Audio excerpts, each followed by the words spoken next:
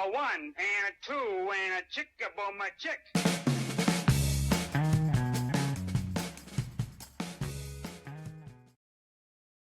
Hello, friends. Welcome to a solo. Just me, myself, and I. I suppose three people. Just me, myself, and I. Solo version of Remodelers on the Rise. I do hope that you are enjoying the podcast.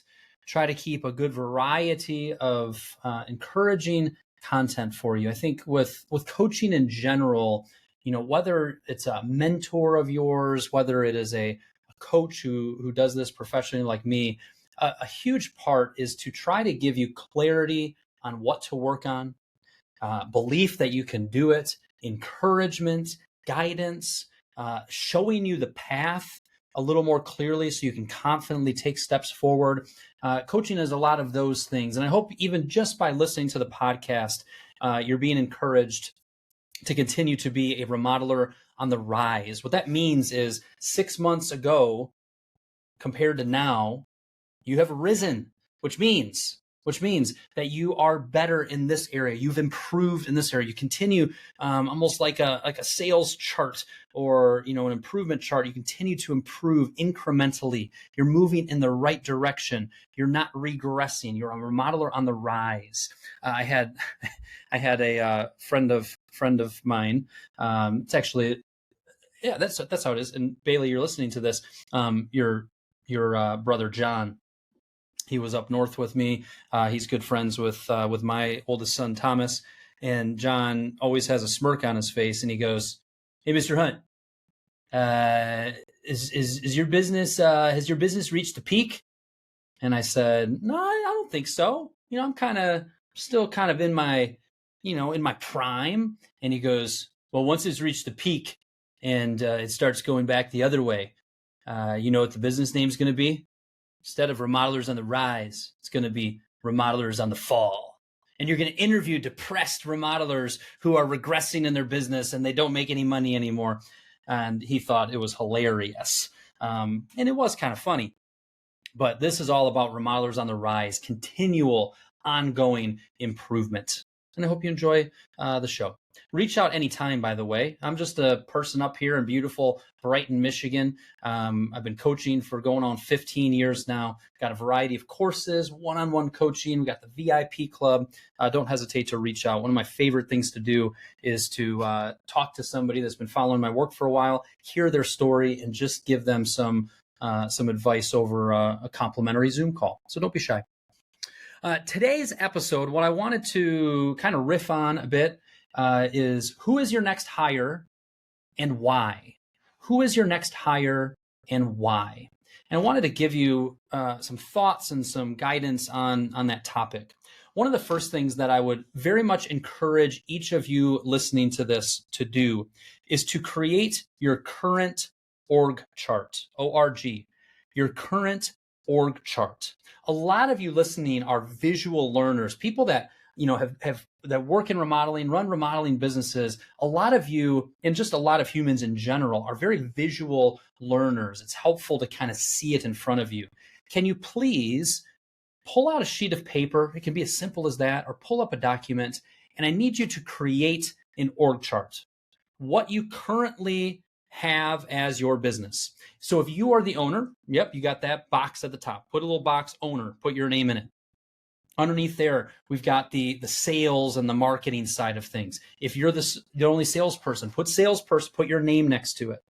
You might have a designer, make a box for that. You may be the designer, still make a box for that, put your name in it. You may have a design assistant, a selections coordinator, kind of build out that side of things. You got the office section, you got office manager and bookkeeper, roles like that. And then on the production side, you need to build that out. Are you the production manager? Go ahead and put your name in that, or your staff persons. Do you have project managers under that project production manager? Do you have lead carpenters? Do you have apprentices? Maybe there's a few key trade partners that you do a lot of work with. Perhaps you even include them. What I want you to do is create your current org chart.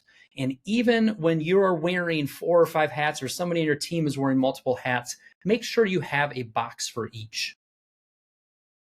When you can see it, when you can visually see it, it already starts getting you thinking. And again, the topic today is who is your next hire and why? Who is your next hire and why?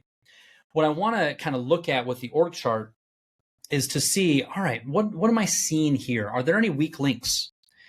Is there somebody that you don't need to have on the team anymore? Is there a tough decision and conversation that you need to make, and perhaps they either need to be off the team or maybe there's a better role for them there? When you look at the positions that you have around you, where are the bottlenecks? Where are you kind of getting stuck in the sales and the design development process and the production process? Kind of be thinking strategically about that. When you look at each box on your org chart, how is the capacity for each of those team members? Is there 120% worth of work for that production manager? And that person is always spread thin. They're not as proactive as they should be on lining up the upcoming 2 weeks. They're not as proactive as you'd like them to be when it comes to job costing, when it comes to training the production team. Look at the capacity throughout your org chart. Where are people kind of bursting at the seams? Where are you needing to add capacity or take some responsibilities off of some folks? I'm wanting you just to analyze this, to look at this, and to start thinking strategically about it. Does that make sense? So I want you to create that org chart and start to ask some of these questions. Analyze that org chart. What are you seeing? What connections are you making? Are there certain team members that have too many hats on? If so, what would be one of those hats that you might be able to take off their plate? I want you to be thinking about things like that. And then secondly, create that future org chart. Think through, and maybe you just put it out there maybe 3 years, not 30 years. Maybe you put it out there about 3 years. Are there new positions that you're wanting to hire for? Are there certain hats that you want to take off some team members so they could focus exclusively on one area so they can do a better job in that area versus an okay job in multiple different areas? So create that current org chart, create that future org chart, and really start to get a visual understanding of that. Okay. So that is an idea that you may have heard of that. I would say 1 out of every 50 remodelers listening to this have actually gone through and created a current org chart and a future org chart. I would highly encourage you to do that. All right. So that's the one main takeaway. The second thing is, who is your next hire and why? And I want to just kind of brainstorm with you and talk about common positions that I see a lot of my clients adding to their company, creating in their company, and just thinking back that have been really key roles that they have filled that's allowed them to continue to rise, continue to improve. Okay. So here's just some common ones, again, hopefully just to get you thinking. One would be an office manager. An office manager. If you do not currently have an office manager, I think of one of my clients, Revive Properties down in Florida, where it was Jake, the owner, doing a lot of office manager related work. His wife, MC, was doing some of that work as well. And I'm looking at their business and saying, I think you're ready to grow into that next phase. And the next hire for you is an office manager. You need to take a lot of that quote unquote $10 an hour work. I like to put our work that we do in buckets of $10 an hour, $100 an hour, $1,000 an hour. With inflation and all of that, I should probably adjust that, but 10, 100, 1,000. When you look at the work that you're doing day in and day out, what you'll notice sometimes is that instead of doing that $1,000 an hour work, the most valuable work that you could and should be focused on, you're finding yourself spending too much time doing that quote unquote $10 an hour work. You're actually entering in the invoices and the billings into QuickBooks. You're taking care of all of the billing. You're just doing basic ordering, things that are low value things for you to be doing. And in Jake's case, I was seeing him do a lot of that at the expense of the $100 and $1,000 work. And what it really took to create this position for their business is, number one, to start paying attention to all of the work that an office manager could do. Holy cow, I guess they could do permitting. wow, they could follow up with some of my trade partners to get quotes and help on some of that estimating side of things. They could take QuickBooks totally off my plate and run with that, where I can just be reviewing it and reviewing the financials instead of being the one that puts everything in there. Oh, they can just take care of the mail. They can just take care of the basic office related needs. And then sometimes when you, number one, create that list, all of a sudden it becomes more real. This was the next position they needed to hire. It's been a year and a half or so now since they've done it. And the why is because he was in the weeds of $10 work way too often, and he was not able to continue to grow and to manage the other areas of the business. Okay. So what is your next hire and why? That's where I want you thinking. What is your next hire? Who is your next hire and why? Okay. So office manager is one I see often. Sometimes it's even just an office assistant. Sometimes some of you listening aren't able to afford a full-time office manager, and what you need to do is just take a baby step forward and find somebody for 10 hours a week. It is much more affordable. It is much more doable. There's a lot of remote options, and you would be surprised at what a relief and what a nice step forward it can be to have somebody working on your team for 10 hours a week to do a lot of that office and behind the scenes and quote unquote $10 work. Okay, who is your next hire and why? Another example that I see often is the designer side of things. The designer side of things. I'm thinking of Ford Custom Renovations out in Pennsylvania. And, either in that case, Daniel doing some of the design work, farming some of the design and selections help out, and they needed somebody in-house to really drive the design and development and selections process forward. It was taking way too long. Trade partners they had in place for some of that wasn't working very well. Daniel had too much of that work on his plate. That was the next hire that they needed to make. And the reason for that is cycle time was taking too long. Daniel had way too much work on his plate. We needed to reduce that workload. And it was a very, very key hire for them. That was about a year and a half ago for him as well. So when you think about the design and the selections side of your business, perhaps that's your next hire.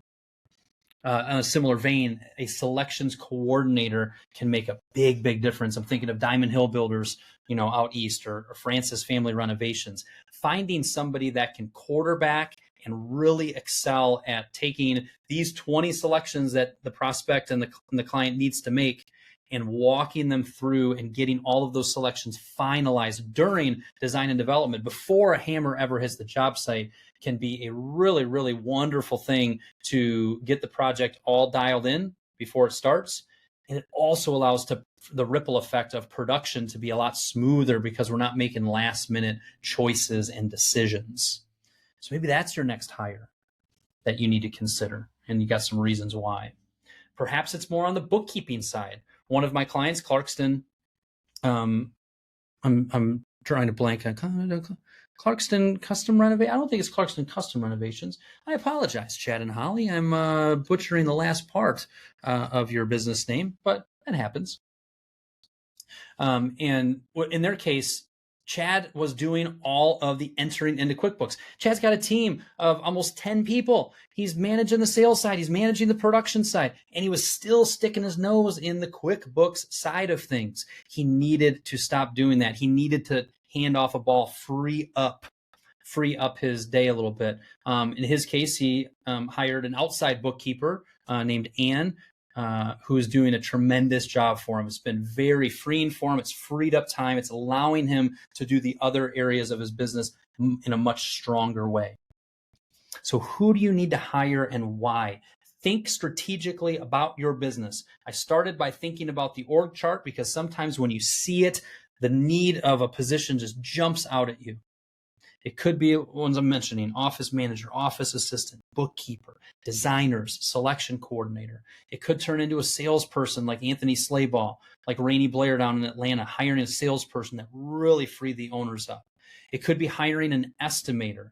Who here, show of hands, loves estimating? Oh, not seeing a lot of hands. And sometimes finding an estimator who can focus in there and drive that ball forward is huge. Perhaps it's taking a lead carpenter and putting them into more of a project manager role where they're managing lead carpenters. Perhaps it's time to hire another lead carpenter so you can have another full project going to increase your revenue. Perhaps it's a material runner or an apprentice or helper. I can't tell you who it is. This is your business. This is looking and evaluating the team that you currently have, where you're trying to go in the future, looking at where the bottlenecks are, where the capacity are.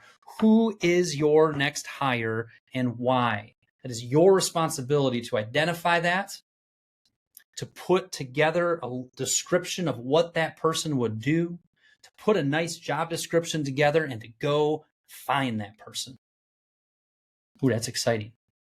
Now, the final piece I'm going to mention on this is, oh, that's cute. Kyle, you listed out all those positions. There's about 4 of them I need. The question that needs to be answered is, how are you going to pay for that new position? So whenever I'm talking to clients about a new hire, we're identifying who their next hire is and why. We're getting a good, clear definition of what that role looks like and what that person will be doing. And the next big question we have to answer is, can we afford it? How are we going to pay for this position? And what this comes down to more than anything else is to stinking know your, you know what I'm about to say? I don't even need to say it. I'm thinking about not even saying it. You already know what I'm going to say. You have to know your, starts with an N. I'm not even going to say it. If you've been following my work, if you're smart, you already know where I'm going. You've got to know your, you know what's.